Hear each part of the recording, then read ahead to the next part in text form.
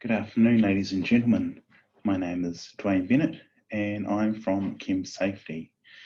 I've been asked to talk or discuss the topic of examining the risks of improper handling of our hazardous substances or hazardous materials. I would like to just clarify that we will be focusing more so on the risks regarding hazardous substances in the workplace and issues and stories that I have come across as a compliance certifier, as a test certifier, as an asbestos inspector and a hazardous substance trainer within the 7 years that I've been with Chem Safety.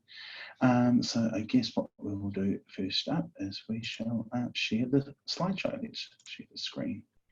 Here we go.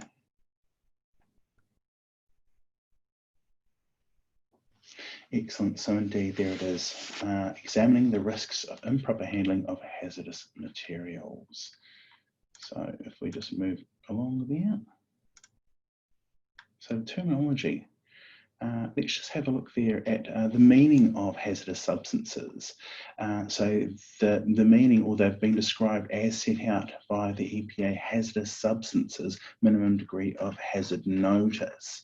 Okay, so these are substances that have an explosive nature, that do have flammability associated with them, that have the ability to oxidize, that are corrosive, that do display human toxicity and also eco-toxicity. So this is based on the UN GHS classification system model using physical, health and environmental properties.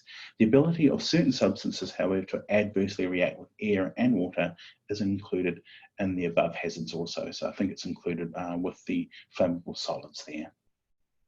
Great. So the next type of terminology, or next thing to discuss, is just what a hazardous material is. So it's important that we understand that there are differences between a hazardous material and a hazardous substance.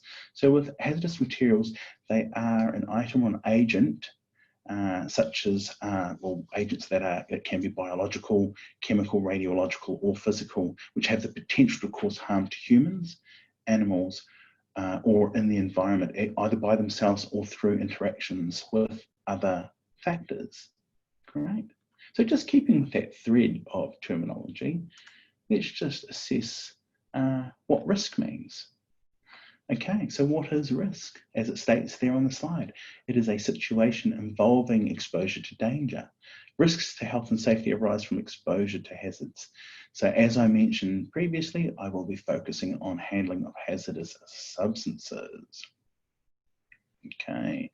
So if we just have a look at the next slide there, I think you'll find an example of the risks to health and safety arise from exposure to hazards, of course, but we'll see our risk assessment matrix or a risk assessment chart. So most of us will be familiar with these charts. We pretty much use them often when we're trying to assess risk associated with not just hazardous substances, but any kind of hazard that could be present at the workplace. Okay, so this outlines two components of risk. So the first component, of course, being the likelihood that the hazard would occur, and the degree of harm or consequence that can result from that. So the severity of it is the other part. So let's refamiliarize ourselves with an example of this risk matrix that we have there in front of us. This version is interesting due to the fact that it also takes into consideration not the people factor there with regards to fatality, seriousness and medical injuries and things like that, but it also takes into consideration things like assets and equipment, the product itself, the environment, business continuity, and also reputation, as you can see there. So it takes into consideration the effects of consequences. Excellent. So we'll come back to that later on in the talk when we've discussed some of the things that I have come across anyway on the workplace. So let's just have a look. What are risks? What are risks? What are the risks? Okay. So if we just have a wee look there, the next slide. What are the risks of improper handling? I guess you can think about the fact that they do fall into these three categories. Improper handling of something could cause a physical event, or there could be some sort of a physical effect there, whether it be fire explosion of that accident, or whether it can be eventually some sort of corrosional deterioration. So on the slide, what we've got written up there, of course, are the 3 different types of adverse effects there, whether it be through physical interactions, through environmental, or through health. And with those red boxes there, they display things that would happen, things that will occur, or effects that will occur almost straight away, or immediate type effects. So with physical there, as you can see, an immediate effect of improper handling of your hazardous substances, of course, could be fire or explosion. And with environmental there, the immediate effect, of course, can be a spill into a waterway as such. And then finally, with health hazards there, the immediate effects can be injury or poisoning. So with those green boxes that we have on the slide, these are sort of more so the long-term effects. So with physical effects, the long-term effect could be eventual corrosion of metal surfaces or metals, and of course, a deterioration of a particular physical deterioration of a particular thing. With environmental, can be the bioaccumulation of whatever it is that has been spilled, or just general accumulation as well. And health, the long-term effect, of course, the chronic effect will be things such as disease, whether it be carcinogenicity or mutation, and things which we will cover in the next slide. No, sorry, environmental effects. Okay, so with those environmental effects, it's just important to note that this is the effects of a spill. You know, if a spill was to occur, how it will affect the waterways. If it's been spilled in an area where there is soil, how it will affect the microorganisms that live in that particular biome, how it can affect land animals and also land insects as well. So these are the categories that environmental ecotoxicity has been split into. So if we just move along there to the next slide, we will see common routes of exposure. Okay, so this is more so to do with the health hazards, those health adverse effects of poor handling of these substances. So if we just look at this slide, we can kind of see a few of those routes of exposure.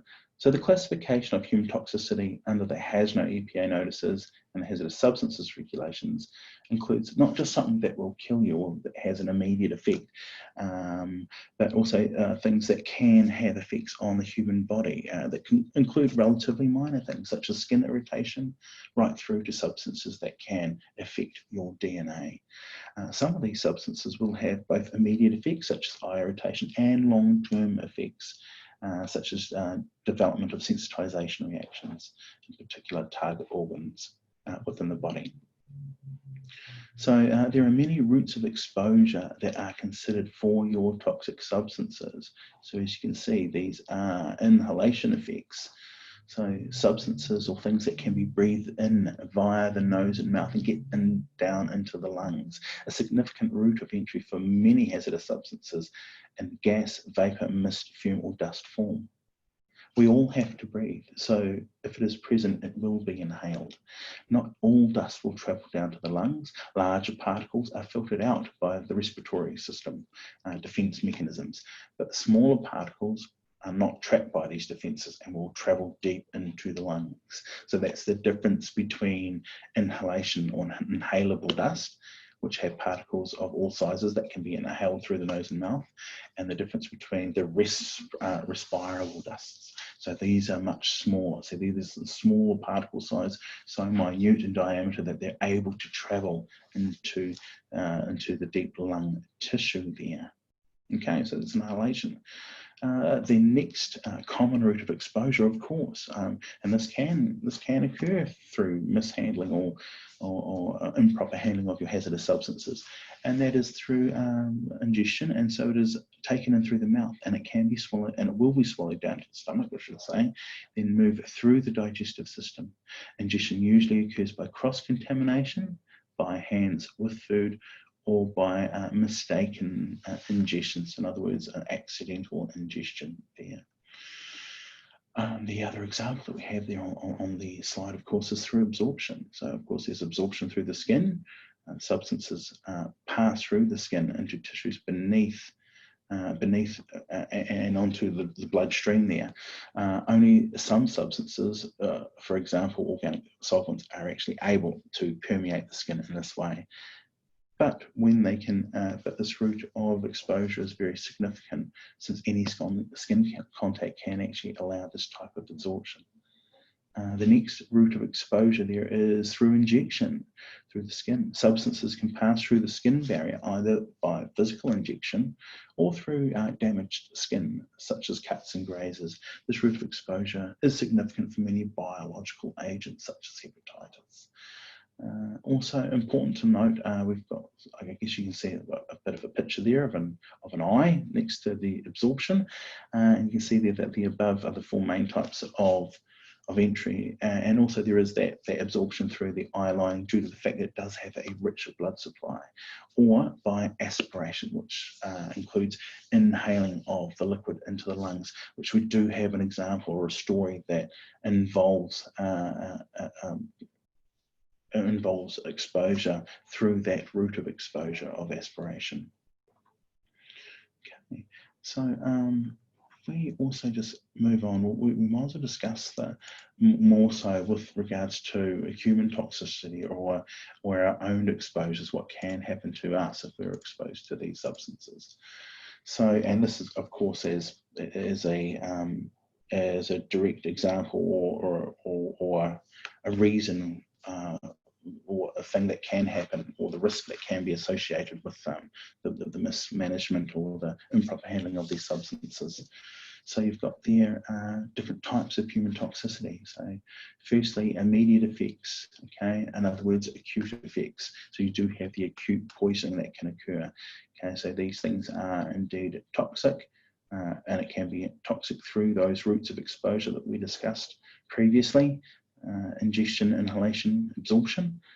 Okay, so these are things that could potentially kill you if you were to have a dose of these substances. Of course, depending on its toxicity. The more toxic the substance is, of course, the lower the dose is that is required to have that type of fatal effect on you.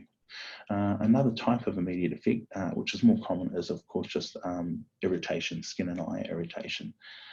So that brings us to the long-term effects, some of these chronic effects. So these can be effects that can occur from improper handling of these hazardous substances, and this could happen over the course of years. So things such as sensitizers. These are things that if you're exposed to it over a long period of time, say for instance your skin will develop a sensitivity to that particular substance. And the sensitivity, of course, it's different than just leaching out or drying out the hands or anything. What it is, it's your body saying, hey, no more, I do not want to be in touch with this particular substance. So it basically forms that type of occupational dermatitis. The other type of sensitizer, of course, is a respiratory sensitizer. So these are substances that if you've been exposed to them, and like I said, this is, as it states there, long-term effects. It can happen over a matter of years. It might not happen straight away. You know, you might get away with it the first few years or whatnot. However, after a long period of time of being exposed to these particular substances, it can cause occupational asthma, or can cause an asthma attack, even if you're not an asthmatic in the first place. So very important to identify these types of substances that could be sensitizers. And of course, like I was saying, it's your body's mechanism saying, hey, enough. So due to the fact that you've been using it all those years, you've never had to use any PPE or put any controls in place, and you thought you were fine. Now you've got this asthma, you've had this asthma attack. The problem is the point on from that point of exposure where you've been sensitized, your body no longer has the mechanisms to cope with that particular chemical. So every time you inhale it, an asthma attack will occur. So that's what sensitizers are. Other long-term effects, the carcinogens. Of course, these are things that are known to cause cancer. Okay, and mutagens are things that affect the DNA, right down to the DNA level, where eventually this DNA it manipulates or it alters the DNA. So when that DNA is replicated and divided and forms the new DNA, that DNA code is false, which of course forms this mutated cell. And then the other one that we have there are the reproductive effects. So these are things that can cause birth defects, things that can cause sterility as well. Prime example of the reproductive effects are things such as thalidomide. Was a commonly used medication in the 50s and 60s that used to work for morning sickness, which it did. However, unfortunately, the other racema of the thalidomide caused birth defects, some quite severe, where the babies would be born without arms or legs, without limbs. So yes, very serious. So they are examples of those reproductive effects. Now, do be aware that these long-term effects, they do have an element of randomness about it, especially cancer. I mean, we're all familiar with things that cause cancer. However, there's that randomness. If it's something that is likely to cause cancer, then we must ensure that we protect ourselves from it and not come into contact with these types of substances, especially since we know. However, you've heard the stories of people that have been exposed to, or people that smoke cigarettes and never develop any type of lung cancer or issues, and then you have the people that have never smoked in their lives that end up with lung cancer. And similar with asbestos, which we have an example of later on in the talk. Okay, so high dose and low dose, of course, we sort of discussed that. We're talking about things that are highly toxic. A low dose is pretty much, can be the fatal dose. Whereas something that's less toxic, if you had higher doses, again, can still be fatal. Think about high dose. Think about a dose of water. Say, for instance, you consumed 9 litres of water all in one go. Of course, physically, that's probably impossible. However, that dosage of water is fatal. You can potentially die from drinking 9 litres of water in one go. Not just over the course of a day or whatever, but in that moment, that one moment. So high dose of water can also be fatal. So let's just have a look at that. We've just talked about human toxicity. So let's look at the first case study, the first example. Okay, what does that heading say? Highlighting the dangers of hydrofluoric acid exposure due to poor practices. Okay, let's just have a wee look at that case study. So this exposure occurred a few years back, and quite a few years back, that is, to I think it was the 80s or 90s when this actually did occur. So, so of course we've come a long way since then. We do have more controls in place to ensure the safety of our workers. So it was basically a work party that used hydrofluoric acid to remove stains from stainless steel welds, and they were working on a large industrial structure at the time. The structure had work undertaken at various levels where scaffolding was needed to be used. The crew that was using the hydrofluoric acid were busy in the middle level of that scaffolding, as other workers were working both above and below these people with the hydrofluoric acid. So what had happened is that there were workers below, and accidentally, while they were working with the hydrofluoric acid, they spilt around 50 millilitres, 20 to 50 mils of the HF had been spilt, and it managed to land, unfortunately, down the back of the lower levels workers' gumboots, right into his boot there. So due to the nature of hydrofluoric acid, the lower level worker did not feel anything. Okay, so let's just rewind that a wee bit. The nature of hydrofluoric acid not only is highly toxic, but it also does have a target organ systemic effect associated with it as well. So this is something I hadn't mentioned in some of those long-term effects or those chronic effects. So the systemic effect of hydrofluoric acid is the fact that it stops the nervous system from working. So it stops you from feeling, from burning, from you feeling the effects of the chemical burn.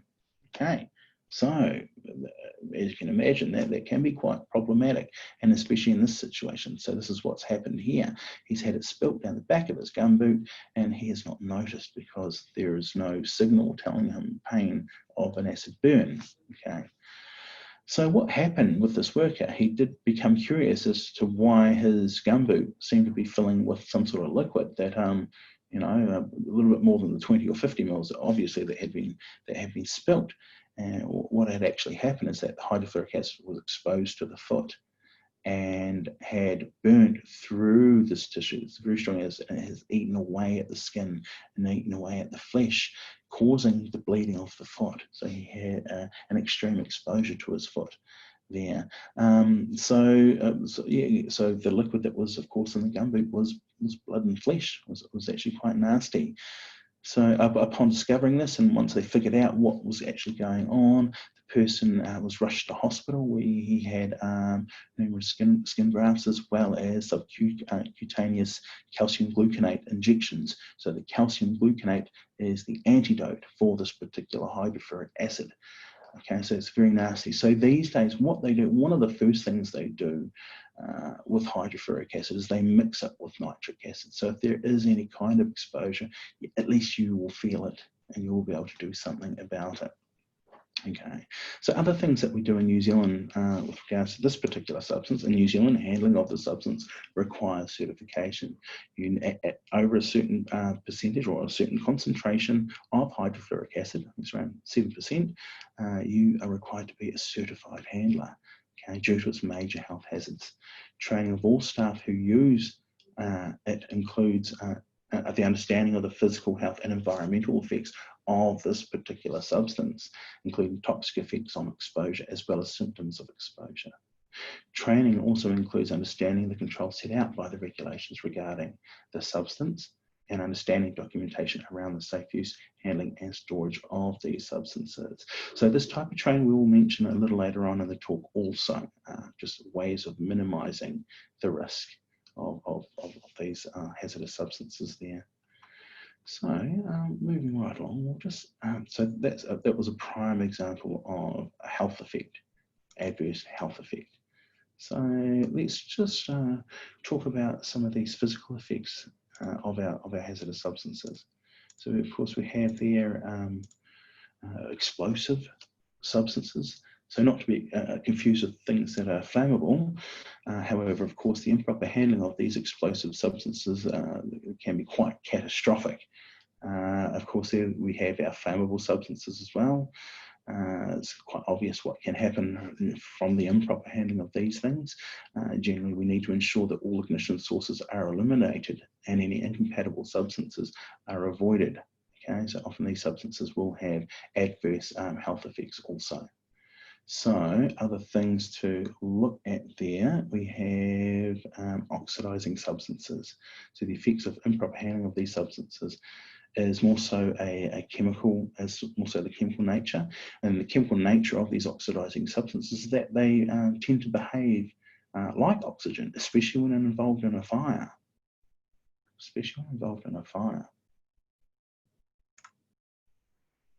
Such as that one.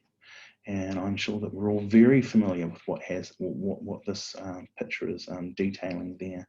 So this is the disaster, the catastrophic disaster that occurred in Beirut. And I guess you can call this probably one of the worst case scenarios regarding improper handling of hazardous or improper storage of hazardous substances. The reports are that there was already a fire occurring at this particular store. And the fire involved many quantities of flammable liquid flammable substances, and of course it was reported as well that some explosives were stored in this location. Okay, so they went off and they caught on fire. Unfortunately, there were other incompatibles that were stored at this location, which included oxidizers.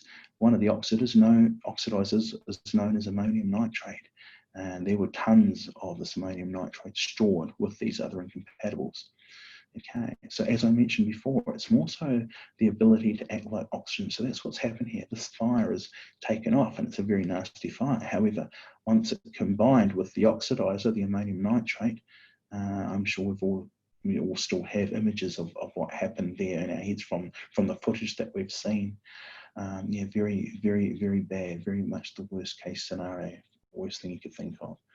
So if we go back to that slide there, the other type of physical adverse effects, of course, is the compressed gas there. So it's a physically compressed, and also we have metal corrosion, so things that can damage metal, eat away at the metal there. All right.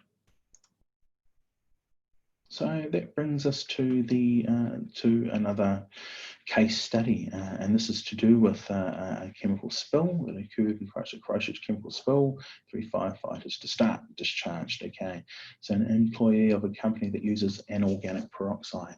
Okay, organic peroxide. That's the pictogram there for the organic peroxide, which suggests that it does have an oxidizing nature. So a company that uses organic peroxide substances as part of manufacture accidentally had an adverse chemical reaction, causing the oxidizer to overheat and smoulder. The person then placed the smouldering organic peroxide into the waste bucket where it reacted further and caused an even worse effect, resulting in the release of toxic smoke and fumes. Luckily, one of the other workers witnessed the accident and raised the alarm and let others know, including management, know of the situation, which in turn activated their emergency evacuation procedure. There were no fatalities, but 3 staff were taken to hospital, including those 3 firefighters were discharged, of course, as a precaution for inhalation effects. The company has a robust health and safety culture with extensive training, included for all employees. So therefore, they all knew about the reactivity and incompatibility of their organic peroxide that they work with.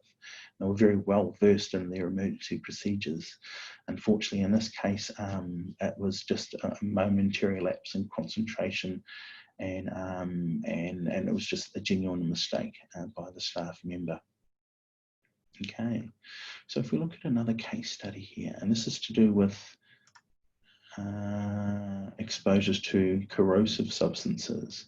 So hot corrosive, so that's a person hospitalised with serious chemical burns in Christchurch. So hot caustic exposure. So we are familiar with the acute exposure. It is something that will give an immediate reaction or result, such as being exposed to heated sodium hydroxide. So this was somewhat unfortunate, as the person who was exposed in this instance was just the contractor working in the location where the substance was present. So yes, indeed, the sodium hydroxide was heated due to the process that they used. That the alcohol needed to be heated. He was exposed to the heated substance and received 3rd-degree burns to his lower body. 3rd-degree burns there to his lower body. As you can see there, that example just gives you an idea of how deep a 3rd-degree burn is. So workers who were on site first came to his assistance by immediately assessing the situation and the hazards as per their company training. So what they did then is they removed all of his contaminated clothing while they were wearing PPE, of course, and they placed him under the emergency shower.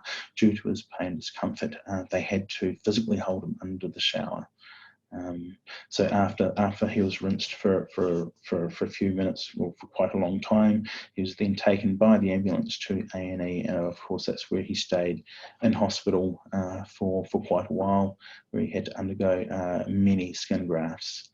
And again, this company does have quite robust induction procedures, but found that the contractor there came across something he wasn't expecting. So if we look at the next case study there, this is to do with the asbestos, as we mentioned previously, when we were talking about things that have long-term effects. Okay, so this is an long-term effect, or otherwise known as chronic effects. Of course, chronic exposure moves much slowly than the acute exposures. There are numerous documented cases of the effects of asbestos exposure. So asbestos is one of those substances which is a hazardous material. Okay, hazardous material. And these effects of asbestos exposure, it was generally due to lack of knowledge. Not a lot was known about it previously, up until sort of recently, in the recent decades, where we had a better understanding of the effects of the asbestos. So cases of asbestosis and mesothelioma arising decades after their first exposures. Often this has to do with the individual's susceptibility to induced diseases. So we've mentioned the randomness and how some people are more susceptible to cancers or long-term diseases than others. We're also here, so that's just something just to be aware of. So I guess this one's sort of more of a personal story. As I mentioned, I'm an asbestos survey, asbestos inspector for chem safety. So last year, while undertaking a management survey of a property, I found myself in an interesting conversation with the elderly couple that owned the property. And the husband, who was in his 80s, mentioned that he worked for an asbestos fibre cement company in Christchurch in the 50s, 60s, and 70s. And how he would literally, they'd be inhaling the pure asbestos all the time, all the tailings, and they were just in contact with it all the time while they were there. Another thing that I noticed with this 80-year-old man is he probably would have smoked around about 6 cigarettes while we were on site for those 3 hours as well. So he did mention, however, that the doctor gave him a clean bill of health. He had absolutely no sign of asbestosis, mesothelioma, or any type of lung disease caused by the exposures to the asbestos. And I'm not too sure if you're aware of this, but the reason why I mentioned his cigarette smoking as well was because if you put asbestos exposure with smoking exposures or smoking cigarettes, it has a synergistic effect. So it doesn't just compound or make 1 + 1 = 2. It means that if you're in asbestos, if you've been exposed to asbestos and you smoke cigarettes as well, it has an exponential effect, where the likelihood of having one of these diseases or some of these diseases is increased exponentially. Okay, so. And this is one of these random events, random stories where the person had absolutely a clean bill of health, he said, from the doctor. So then I was talking to his wife about all of this, and that's where she mentioned that she didn't work with the asbestos at all. However, she was also in her 80s as well. However, she was the one that ended up with a mesothelioma from secondary exposure of years of washing his work clothes. So a very interesting case study. I know I'd heard stories about this before, but never actually witnessed it firsthand. So this was a very interesting study there to do with asbestos exposure. The next case study that we'll discuss is to do more so with improper packaging. Okay, so previously we mentioned route of exposure known as an aspiration exposure, where you're able to accidentally get liquid in the lungs or inhale liquid. So again, this is more of a personal thing. During a course I was delivering, a client shared a story with me, with the group, of course, that happened 20 odd years ago. One of their colleagues said that he wouldn't mind getting a little bit of methyl ethyl ketone from the workshop, just so he could do a wee bit of DIY paint stripping back home. And of course, his colleague said, yes, that's not a problem. And what he did is he poured a small amount, about 100 millilitres or 200 millilitres into a water bottle. Okay, a water bottle. And so he put it into this water bottle and he left it on the colleague's desk, who was on a break at the time. Now, his desk was visited by another colleague from a separate department, and for whatever reason decided they were thirsty and decided they wanted to have a drink of the substance. So what happened following the drink was the fact that they quickly expelled, or they had an involuntary gag reflex where it was ejected from the person's system. So it came back out or was thrown up.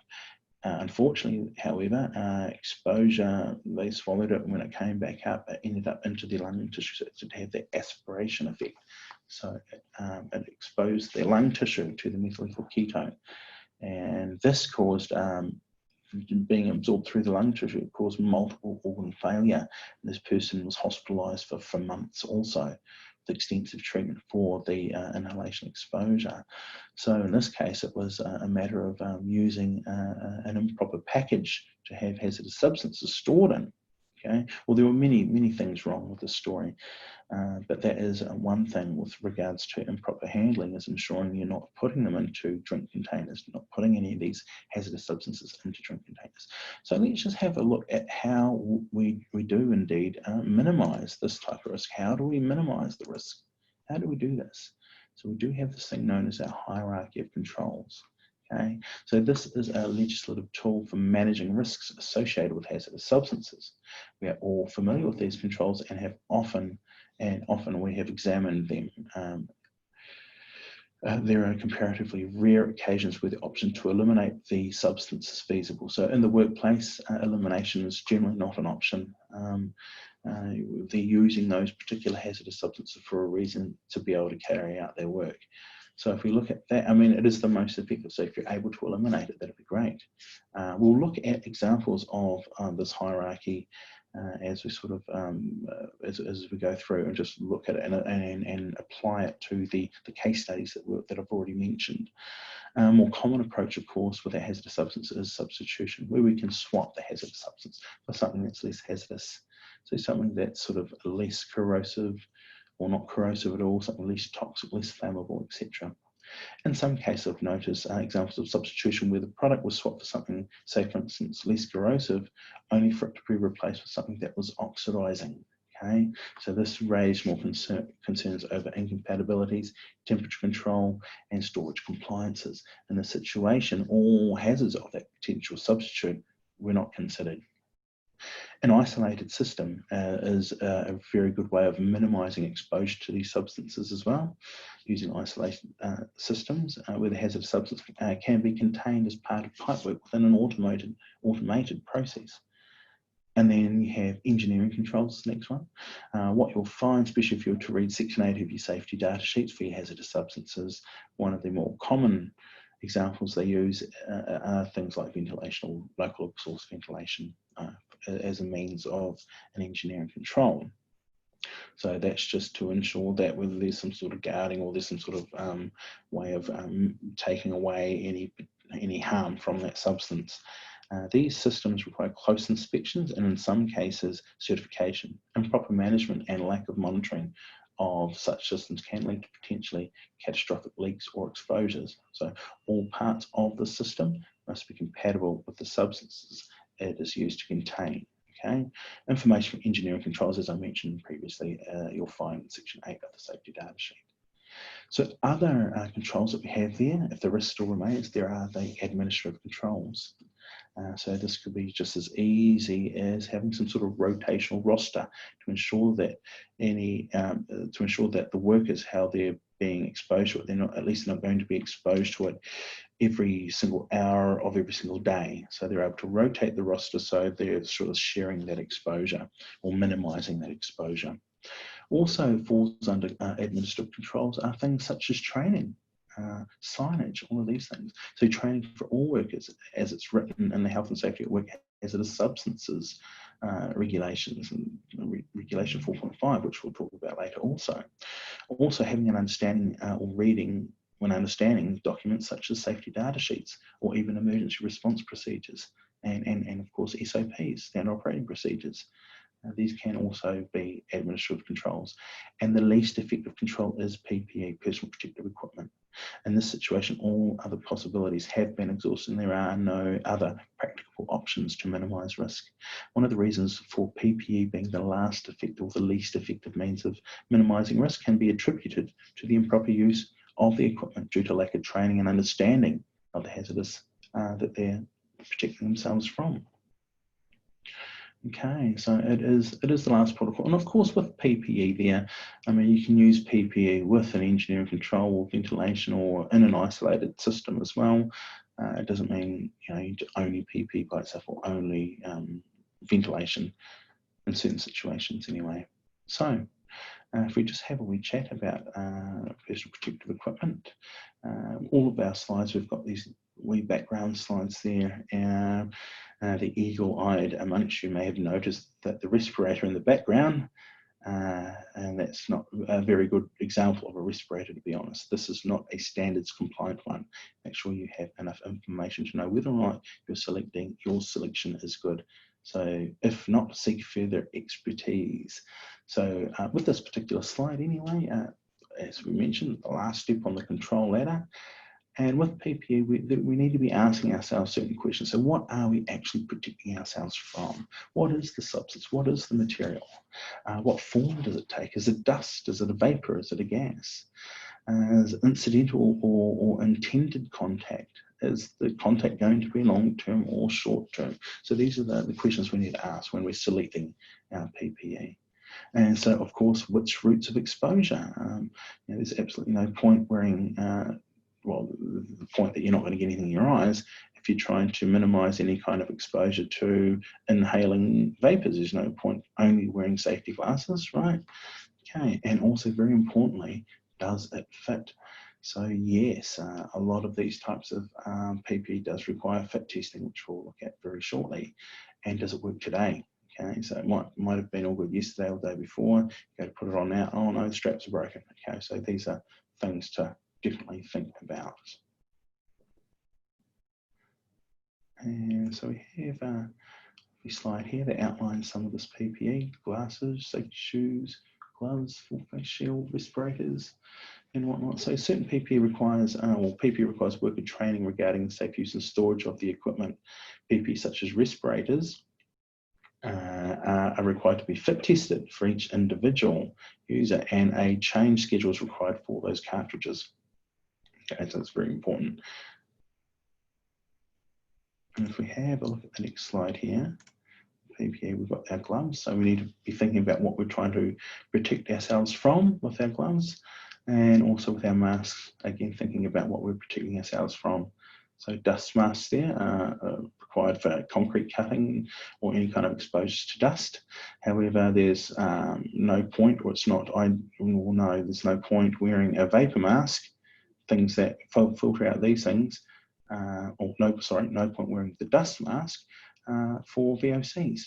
The compounds go straight through the dust because they're designed only for dust, not for vapors or any of those kind of compounds or any of those kind of solvents. So it's important that you're selecting the correct dust. You can't just wear a dust mask for all occasions, okay? So just be aware of what the substances that you're using. So let's just have a look at our risk assessment, and let's assign it to the stories that we talked about. So those those improper handling examples anyway. So for the first example that we had of the organic peroxide, the reaction would be put as sort of, I mean, it could possibly happen, I guess, could possibly happen, but unlikely because there should be certain controls in place. The category, and it fell into the sort of a major issue there. So it became, the risk became moderate. So it's a moderate risk of exposure. So this result could have been worse if the company did not already have the training of all staff in place. Even though one person forgot, the others were able to initiate the emergency procedure anyway.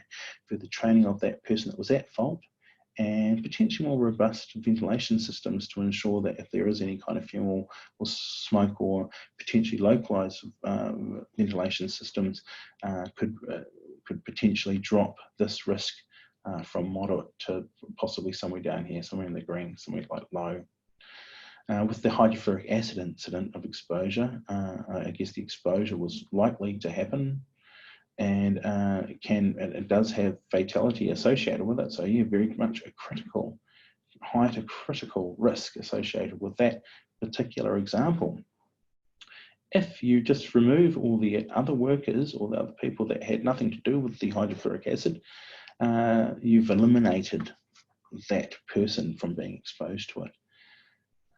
Again, some sort of signage, and also with the training of the workers. So we can sort of change that likelihood to happen. Well, the likelihood of exposing other people was very unlikely. So therefore that just dropped right down to sort of in the green here again. Also using lower concentration of the substance, mixing it with the nitric acid so you're able to feel the burn as well. So low, or even substituting it for something less harmless. So if you were to substitute it, you're definitely going to look at something here that's sort of more in the low category risk. So the use of the hierarchy of control, using substitution and elimination definitely lessens it, gets it from over here in the red all the way to over here in the low and the green category. For that exposure, I guess you can say for the hot exposure there, communicating training on the effects of the substance, administrative measures. The work could have been undertaken another time of day when this particular cycle was not being run anyway. So that would have eliminated the it would have eliminated the hot caustic there. And also potentially getting contractors in that do have an extensive knowledge of hazardous substances also would lessen that risk. So the initial risk, of course, was a high risk, and that would have just ensured that we're getting it down the green. In all cases, what we're trying to do with our risk matrix here before any kind of work can be undertaken is ensuring that we've made that risk low by putting in those controls, as we mentioned in the hierarchy of controls there. So with asbestos example, it was more so historical. I guess the initial risk was high because the person worked in the asbestos factory, and we do not have asbestos factories anymore. So I guess we've eliminated that risk. Of course, you could still be exposed to the soffit linings or whatever it was that was made in those particular substances, but ideally that risk has been eliminated from working in the environment in the first place. There are no such thing as asbestos factories in New Zealand anymore. And finally, the methyl ethyl ketone consumption. Of course, that was a critical, possible, well, likely to happen. You put it in a drink bottle. So naturally, people think things you put in a water bottle is going to be water and you could drink it. So likelihood of it happening, yes, very likely indeed. So yes, it was way over here, and it ended up being a very major catastrophic, well, not quite fatal, but very major. The person was in hospital for months. So yes, still very bad over here in the red. And of course, the easiest way to mitigate any of that is to eliminate, or just to not put it in the drink bottle in the first place, right? Common sense. And that's just eliminated that risk completely. Just not have it there. Okay, easy as you like. So if we just have a wee look there, so that's this is a generalized risk matrix that we do use in New Zealand, can be found on numerous websites. And however, this one's not as well known. However, I think it's still important just to see that.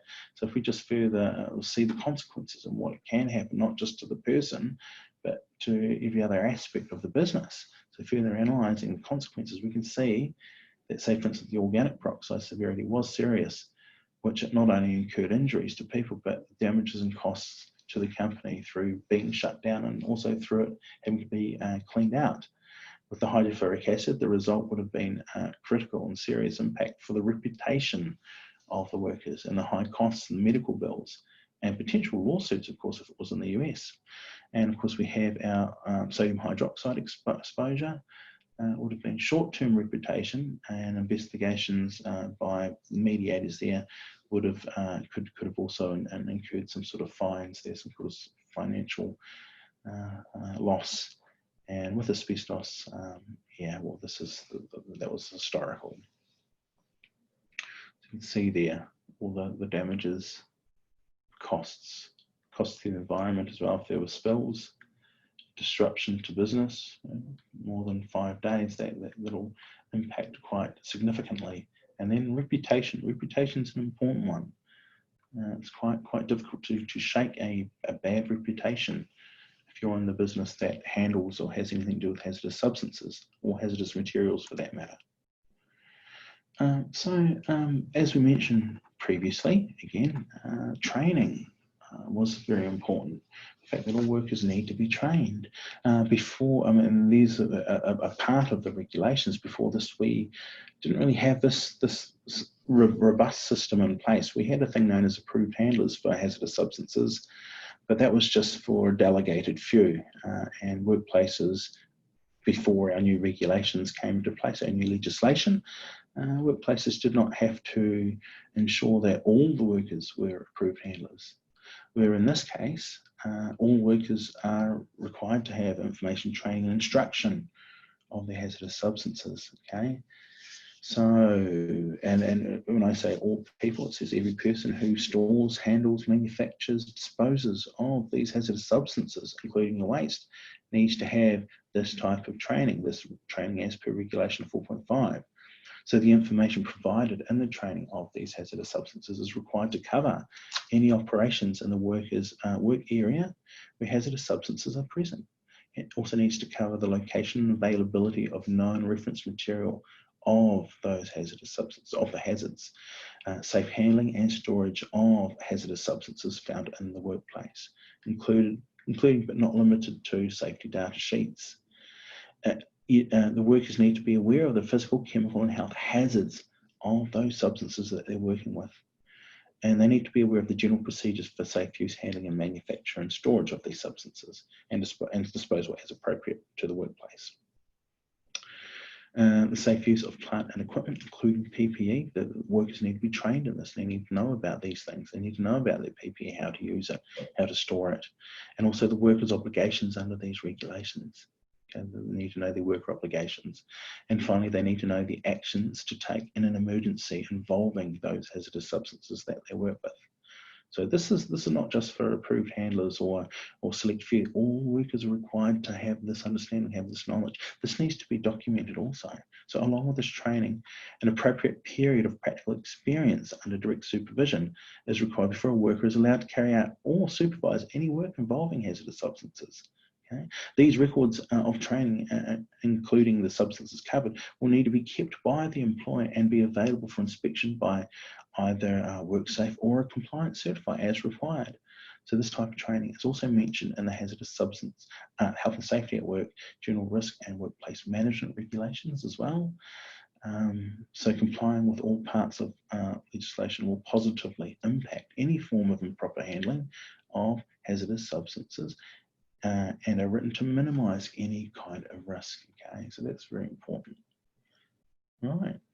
So I'm sort of getting toward the end of our wee talk, and I guess I should mention the fact that Chem Safety, we do have a virtual conference booth. All right, we have a virtual conference booth. So please do visit Chem Safety's Safety 360 virtual conference booth, where you'll be able to find resources and services and information, webinars, so information about what it is that we do at Chem Safety and the services that we're able to provide for you. So thank you very much for your time. And again, we'll just mention again, do visit our virtual conference booth if you do have any questions, if you want to see any of our resources, or if you have any curiosities on our services. So once again, thank you very much for your time.